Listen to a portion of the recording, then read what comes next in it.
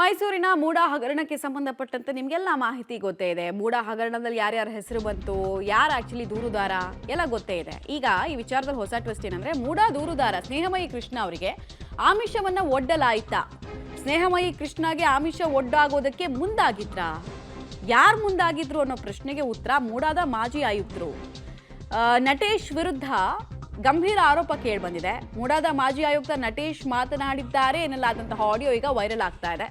6 ಸೆಕೆಂಡ್ನ ಆಡಿಯೋವನ್ನ release ಮಾಡಿರೋದು ಬೇರೆ ಯಾರು ಅಲ್ಲ, ದೂರುದಾರ ಸ್ನೇಹಮಯಿ ಕೃಷ್ಣ ಅವರು. ಮೈಸೂರು ಮೂಲದ ವ್ಯಕ್ತಿ ಜೊತೆಗೆ ನಟೇಶ್ ಮಾತನಾಡಿದ್ದಾರೆ. ಸೊ 6 ಸೆಕೆಂಡ್ಗಳ ಆಡಿಯೋನೇ ಇದಕ್ಕೆ ಸಾಕ್ಷಿ ಅಂತಿದ್ದಾರೆ ಸ್ನೇಹಮಯಿ ಕೃಷ್ಣ ಅವರು. ಹಾಗಾದ್ರೆ ಈ ಪ್ರಕರಣದಲ್ಲಿ ಸಾಕ್ಷಿದಾರನನ್ನ ಮತ್ತು ದೂರುದಾರನನ್ನ ಖರೀದಿ ಮಾಡೋ ಪ್ರಯತ್ನ ಆಯ್ತಾ? ಪ್ರಶ್ನೆ. ನಿಯಮ ಈ ಕೃಷ್ಣನ್ನ ಏನಾದ್ರು ಲಿಂಕ್ ಹಿಡಿದು ಒಂದು ಕನೆಕ್ಷನ್ ತಗೋಬೇಕಲ್ಲ, ನೇರವಾಗಿ 1 to 1. ನಿಯಮ ಈ ಕೃಷ್ಣನ್ನ ಏನಾದ್ರು ಲಿಂಕ್ ಹಿಡಿದು ಒಂದು ಕನೆಕ್ಷನ್ ತಗೋಬೇಕಲ್ಲ, ನೇರವಾಗಿ 1 to 1. ನಿಯಮ ಈ ಕೃಷ್ಣನ್ನ ಏನಾದ್ರು ಲಿಂಕ್ ಹಿಡಿದು ಒಂದು ಕನೆಕ್ಷನ್ ತಗೋಬೇಕಲ್ಲ, ನೇರವಾಗಿ 1 to 1. ನಿಯಮ ಈ ಕೃಷ್ಣನ್ನ ಏನಾದ್ರು ಲಿಂಕ್ ಹಿಡಿದು ಒಂದು ಕನೆಕ್ಷನ್ ತಗೋಬೇಕಲ್ಲ, ನೇರವಾಗಿ 1 to 1. ನಿಯಮ ಈ ಕೃಷ್ಣನ್ನ ಏನಾದ್ರು ಲಿಂಕ್ ಹಿಡಿದು ಒಂದು ಕನೆಕ್ಷನ್ ತಗೋಬೇಕಲ್ಲ, ನೇರವಾಗಿ 1 to 1.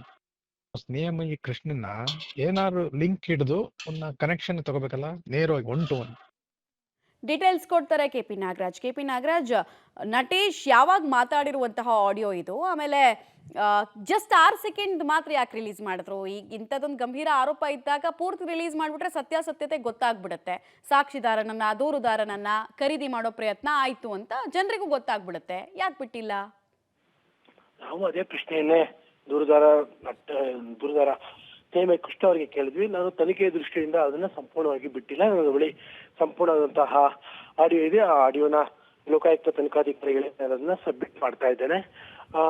4-5 ತಿಂಗಳ ಹಿಂದೆ ಆಗಿರುವಂತಹ ಆಡಿಯೋ ಇದು. ಜೊತೆಗೆ ಆಡಿಯೋದಲ್ಲಿ ಮಾತನಾಡಿರುವಂತವ್ರು ಕೂಡ ನನಗೆ ಪರಿಚಯ ಇರುವಂತವ್ರು. ಅವರ ಹೆಸರನ್ನು ಕೂಡ ನಾನು ಗೌಪ್ಯವಾಗಿ ಇಟ್ಟಿರ್ತೇನೆ. ತನಿಖಾಧಿಕಾರಿಗಳ ಮುಂದೆ ಅದನ್ನು ತಿಳಿಸ್ತೇನೆ ಅನ್ನುವಂಥದ್ದನ್ನು ಕೂಡ ಹೇಳ್ತಾ ಇದ್ದಾರೆ ಮಮತಾ. ಪ್ರಶ್ನೆ ಇರುವಂತಹದ್ದು, ಈಗ ಗಂಭೀರವಾದಂತಹ ಆರೋಪವನ್ನ ಸ್ನೇಹಮಯಿ ಕೃಷ್ಣ ಮಾಡ್ತಾ ಇರುವಂತದ್ದು ನಟೇಶ್ ಅವರ ಮೇಲೆ. ನಟೇಶ್ ಮೈಸೂರಿನ ನಗರಾಭಿವೃದ್ಧಿ ಪ್ರಾಧಿಕಾರದ ಮಾಜಿ ಆಯುಕ್ತರು ಕೂಡ, ಜೊತೆಗೆ ಮೂಡ ಹಗರಣದ ಪ್ರಕರಣದಲ್ಲಿ ಅವರು ಕೂಡ ಆರೋಪಿಯ ಸ್ಥಾನದಲ್ಲಿದ್ದಾರೆ. ಅವರದೇ ಅಂತ ಈ ಆಡಿಯೋನ ಹೇಳಲಾಗ್ತಾ ಇದೆ. ಹಾಗಾಗಿ ಯಾರ ಮೂಲಕವಾಗಿ ಅವರು ಬಂದ್ರು ಅಥವಾ ಉಳಿದಂತಹ ಕಾನ್ವರ್ಸೇಷನ್ ಏನು ಅನ್ನುವಂಥದ್ದು ಈ ಪ್ರಕರಣದಲ್ಲಿ ಬಹಳ ಮುಖ್ಯವಾಗುತ್ತೆ ಮಮತಾ. ರೈಟ್, ಧನ್ಯವಾದ ಕೆಪಿ ನಾಗರಾಜ್ ತಮ್ಮ ಮಾಹಿತಿಗಾಗಿ.